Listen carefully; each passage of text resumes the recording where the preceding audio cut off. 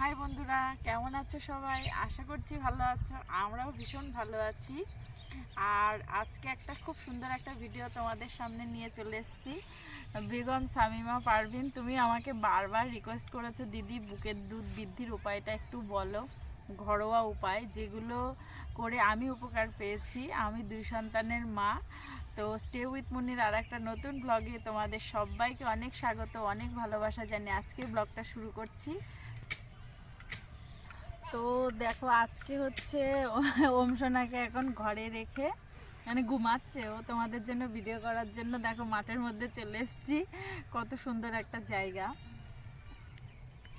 তো সবচেয়ে প্রথম কথা হচ্ছে, যারা আমরা আর কি ল্যাকটিনিক আর কি মাদার মানে বেস্ট ফিড করায় আর কি, দুগ্ধবতী মা, তাদের আর কি বুকের দুধ বৃদ্ধির জন্য প্রচুর কিন্তু বাজারে এখন গ্র্যানিউলস পাওয়া যায়। তো গ্র্যানিউলসগুলো খেলে দুধের সঙ্গে বা যে কোনো আর কি জলের সঙ্গে, গরম জলের সঙ্গে মিশিয়ে খেলে তো বুকের দুধ বৃদ্ধি পায়। সেগুলোর কথা আমি তোমাদের পরে বলবো। সবার আগে যেটা বলবো, প্রথমত বুকের দুধ বাড়ানোর জন্য আমাদের সবার প্রথম যেটা করার দরকার বাচ্চা হওয়ার সঙ্গে সঙ্গে, সেটা হচ্ছে মাইন্ড সেট করা।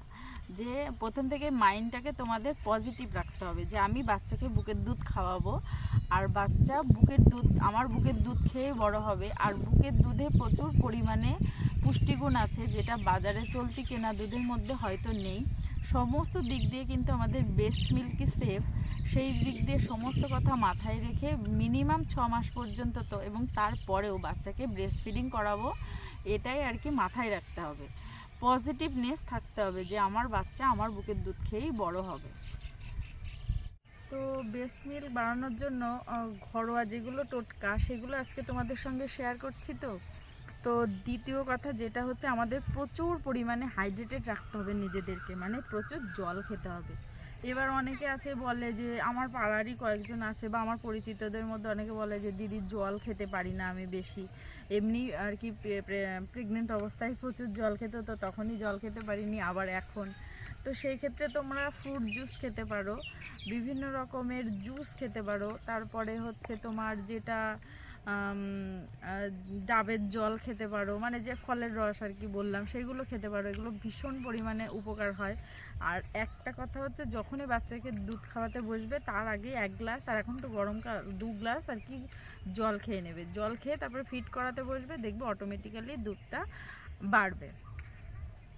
আর এরপরে যেটা আমি বলছি, বুকের দুধ বাড়ানোর জন্য তোমরা 3 নম্বরে যেটা করবে সেটা হচ্ছে, প্রত্যেক দিন মানে বিভিন্ন রকম অনেক রকম টোটকা আছে, সবগুলো তো সবার দ্বারা করা সম্ভব না। বাড়িতে ছোট্ট বাচ্চা, তার যত্ন, এসব নিতে গিয়ে না মায়ের নিজের যত্ন নেওয়া হয় না। আবার এদিকে বুকের দুধ কম হলে, যখন দেখি বাচ্চার দুধ পাচ্ছে না, হয়তো ওর পেট ভরছে না, কান্নাকাটি করছে, সেক্ষেত্রে মাকে এই কষ্টগুলো করতেই হবে। প্রথমে হচ্ছে তোমরা কালো জিরে খেতে পারো। আমি তো প্রত্যেকটা রান্নাতেই এখন কালো জিরে ব্যবহার করি। আর তার আগে কি করতাম, এটা ব্লগে বারবার বলেছি, কালো জিরেটাকে হালকা রোস্ট করে নিয়ে তারপরে সেটাকে বেটে আর কি গ্রাইন্ডারে দিয়েও বাটতে পারো। বেটে একটা কৌটোর মধ্যে রেখে দেবে। যখনই ভাত খাবে তার আগে অল্প একটুখানি কালো জিরে আর একটুখানি রসুন ভেজে ভাতটার সঙ্গে প্রথমে খেয়ে নিই। আমি কোনোরকম আলু সিদ্ধ বা যাই খাচ্ছি তার সঙ্গে ওটা খেয়ে নিই। ওইটা খেলে পরে প্রচুর পরিমাণে দুধ আসে। আর তার সঙ্গে ইনটেক করতে হবে প্রচুর পরিমাণে হচ্ছে তোমাকে সবজি। এবার অনেকে বলতে পারো যে, দিদি সবজি তো খেতেই পারি না, বা সবজি অনেকের পছন্দ হয় না, যেমন লাউ, ঝিঙে, পটল, চিচিঙ্গা, এই ধরনের জিনিস খেলে না প্রচুর দুধ হয়। মানে আমি যেগুলো নিজে খেয়েছি, 2টো বাচ্চা মানুষ করছি, তো নিজের যেটা উপকার হয়েছে আমি তোমাদের সঙ্গে সেটাই শেয়ার করছি। এগুলো খেলে প্রচুর দুধ হয়। তারপরে যদি সকালবেলা উঠে প্রত্যেক দিন একটা করে ডিম সিদ্ধ খাবে, আর দিনে 2 গ্লাস দুধ খেতে পারলে ভালো। আমি 1 গ্লাস দুধ খাই। আর যাদের দুধ খেলে পেটে গ্যাস হয়, নানা রকম সমস্যা হয়, আমারও মাঝে মাঝে হয়, সেক্ষেত্রে তোমরা দুধটাকে অ্যাভয়েড করে মানে দই খেতে পারো, টক দই। আমি তো টক দই যদি না পাই তো মিষ্টি দই কোনো দিন খেয়ে নিই। আর যেহেতু এখন আমাদের সবারই সিজার হয়েছে, মিষ্টিটা অ্যাভয়েড করা ভালো। সেই দিক দিয়ে আমি বলতে পারি, তোমরা হচ্ছে বিভিন্ন রকমের নাটস খাও। আমি যেমন এমন বাদামটা খাই, সেই সঙ্গে পেস্তা বাদামটা মাঝে মাঝে খেয়ে নিই। মানে কাজ করছি, রান্না করছি, তার মধ্যে হয়তো 2-1টা খেয়ে নিলাম, এরকম হতে পারে। আর তোমরা সকালবেলা বিভিন্ন ধরনের নাটস নিজেদের মানে ডায়েটে যোগ করো। নাটস হচ্ছে প্রচুর পরিমাণে প্রোটিনের উৎস, সেখান থেকে কিন্তু আমাদের প্রচুর পরিমাণে ব্রেস্ট মিল্ক বাড়ে। আর একদম সোজা বাংলা কথায় তোমাকে ডাক্তারি ভাষায় আমি তো কিছু বোঝাবো না, একদম সোজা কথায় বলতে গেলে যেটা বলবো যে আগে মাছ 2 পিস খেতাম, মানে 1 পিস খেতাম, এখন ডায়েটে 2 পিস রাখতে হবে। তুমি যদি পারো, যেটা বলছিলাম, যদি তোমরা ভাবো যে ডিম একটা করে না খেয়ে মানে 2টো করে ডিম খেয়ে নেবে, ঠিক একটা বাচ্চার জন্য একটা নিজের জন্য, ডাক্তাররা কিন্তু এইরকমভাবে বলে। আর তোমরা ঘরোয়া আর যে খাবারগুলো খেয়ে বুকের দুধ বাড়াতে পারো তার মধ্যে প্রধান হচ্ছে ওটস। আমি কিন্তু আগে রেগুলার বেসিসেই ওটস খেতাম, এখন সময়ের অভাবে তবুও যেদিন দেখি আমার মিল্ক একটু কম হচ্ছে সেদিন আমি সঙ্গে সঙ্গে ওটস করে খাই। ওটসটা আমি পায়েসের মতো রান্না করে খাই, মানে গরুর দুধের সঙ্গে সামান্য একটুখানি মানে লবণ দিই, আর চিনি দিই না, সেটা তোমরা জ্যাগেরি পাউডার বা গুড় বা কলা যে কোনো কিছু দিয়ে খেতে পারো, যেহেতু ওটসটা এমনি কিন্তু খেতে ভালো লাগে না। আর যদি কেউ ভাবো যে খিচুড়ির মতো রান্না করে খাবে ডালের সঙ্গে, তাহলে তো কথাই নেই। আর প্রত্যেক দিন পারলে 1 বাটি করে মুসুর ডাল খাবে, যেটা মুসুর ডালটা আমি যখনই দেখেছি খাই মানে তখনই বুকের মধ্যে একটা চাপ অনুভব করি যে সত্যি মুসুর ডালটা যদি তুমি প্রচুর পরিমাণে মুসুর ডাল খেতে পারো, যত জলে মানে লিকুইডটা বেশি হতে হবে ডালটা, তাহলে কি হয় প্রচুর পরিমাণে দুধ হয়। আর হচ্ছে খেতে পারো হচ্ছে তোমার যেটা সাবু। আমি এটা আর কি প্রথমে জানতাম না, বড় ছেলের বেলা এটা জানতাম না, পরে আমি আর কি এটা অনেকের কাছ থেকে শুনেছি যে সাবু খেলে নাকি বুকের দুধ বাড়ে।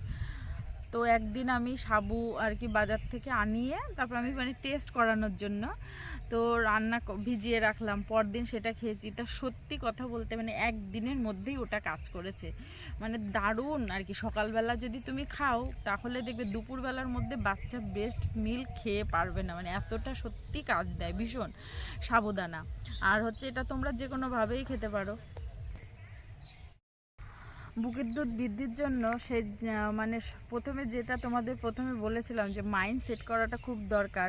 সেই জন্য আমি শেষের দিকে বা এটা প্রথমেই বলা উচিত ছিল, সবচাইতে বড় কথা হচ্ছে তোমাকে স্ট্রেস কম নিতে হবে। যেদিনে আমি নিজের লাইফ দিয়ে দেখেছি যে যখনই আমি প্রচুর পরিমাণে স্ট্রেস নিয়ে ফেলছি, সেটা আমার পারিবারিক কারণে হোক, বাইরের কোনো কারণে হোক, বা বাচ্চা সামলাতে গিয়ে হোক, যখনই কোনো দুশ্চিন্তা আমার মাথার মধ্যে আসছে তখনই আমি দেখছি যে দুধ এত পরিমাণে কমে যাচ্ছে, হয়তো মনে হচ্ছে যে আগে যখন একটা খাচ্ছে আর একটা পড়ে যাচ্ছে এরকম পজিশনটা আসছে না। তার মানে এইগুলো আমি পার্সোনাল এক্সপিরিয়েন্স থেকে বলছি, মানে স্ট্রেসটা খুব কম নিতে হবে। তুমি যতটা বাইরের দুনিয়া সম্পর্কে নিজেকে ফ্রি রাখতে পারবে, তোমার একমাত্র ধ্যান জ্ঞান হবে হচ্ছে বাচ্চাকে বড় করা, বাচ্চার স্বাস্থ্য কিভাবে ভালো হবে, বাচ্চা কিভাবে দুধ পাবে সেই চিন্তা করবে, তত কিন্তু দুধ সাপ্লাই খুব ভালো হবে। আর তারপরে হচ্ছে খাওয়া দাওয়ার কথা তো বললাম, যে যত জল জাতীয় ফলের মধ্যে ধরো গরমের মধ্যে এখন তরমুজ, শশা, তারপরে আমি তো কলা, তারপরে হচ্ছে কর্নফ্লেক্স, এই সমস্ত খাই। রায়তা খেতে পারো তোমরা। আর বিভিন্ন সময়ে যত পরিমাণে যত রকম নাটস আছে, ধরো কাজু বাদাম, আমন্ড বাদাম, কিশমিশ, তারপরে এই ধরনের জিনিসগুলো ইনটেক করবে, তত সবচাইতে ভালো হবে। আর যেটা সবচাইতে বড় কথা, সবচাইতে যেটা দরকার আমার যেটা মনে হয়েছে সেটা হচ্ছে ঘুম। মায়ের যদি পর্যাপ্ত পরিমাণে ঘুম না হয় তাহলে বাচ্চার জন্য সাফিসিয়েন্ট মিল্ক তুমি দিতে পারবে না।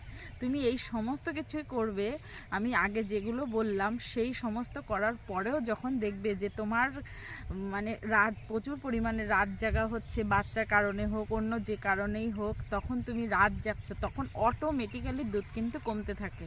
এটা আমি একদম নিজের অভিজ্ঞতা থেকেই বলছি। তো যখন আমার এই রাত্রে 12টা 1টা 2টোর দিকে ওমসোনা যখন খুব ঘন ঘন উঠতে থাকে, এতটাই মানে কমে যায় আর কি মিল্কটা খেতে খেতে, তারপরে যখন ভোরবেলা আমি হয়তো 2 ঘন্টা টানা ঘুমিয়ে নিলাম, অটোমেটিক্যালি দেখি আমার ব্রেস্টটা ভারী ভারী লাগছে। এগুলো আমি একদম সত্যি কথা আমার এক্সপিরিয়েন্সগুলো তোমাদের সঙ্গে একদম শেয়ার করলাম। তো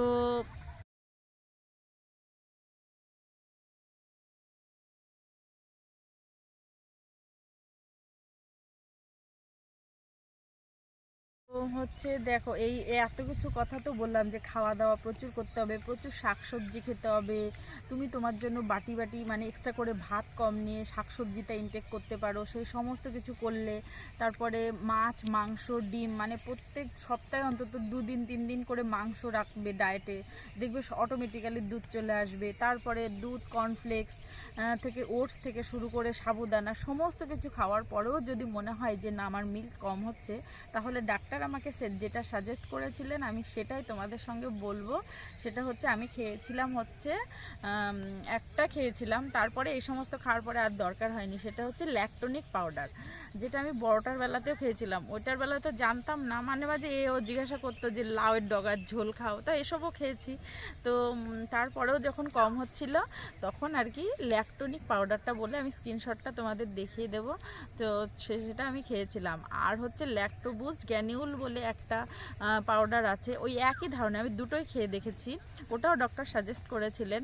আমার যেহেতু এটা কোনো রকম প্রমোশনের অ্যাডের প্রোডাক্ট না, সেই জন্য আমি তোমাদের লিঙ্ক টিঙ্ক দিতে পারলাম না। ওটা আমি দোকানে বাজার থেকেই কিনে নিয়ে এসেছিলাম, মানে ল্যাক্টোবুস্ট গ্যানিউল বলে ওটা আমি কিনে নিয়ে এসেছিলাম। ওটা দুধের সঙ্গে 2 চামচ করে আর কি খেতে হতো। তো সেটা খাওয়ার পর না একদম মানে ডে 1 থেকেই তোমার কাজ আর কি করবে। আমার তো তাই করেছিল। তো এই সমস্ত কিছুই আমি আমার এক্সপিরিয়েন্সগুলো শেয়ার করলাম। তোমাদের কেমন লাগলো অবশ্যই কমেন্ট করে জানিও।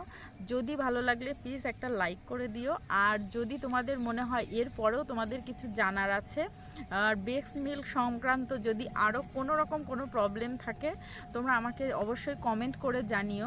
আর এই ভিডিওটার সঙ্গে রিলেটেড কিছু কথা আমি বলি, যে আমরা যারা আর কি দুগ্ধবতী মা আছি তাদের কিন্তু ধরো ভাজাভুজি, বাইরের খাবার বা মশলা জাতীয় বেশি খাবার কিন্তু খাওয়া উচিত নয়।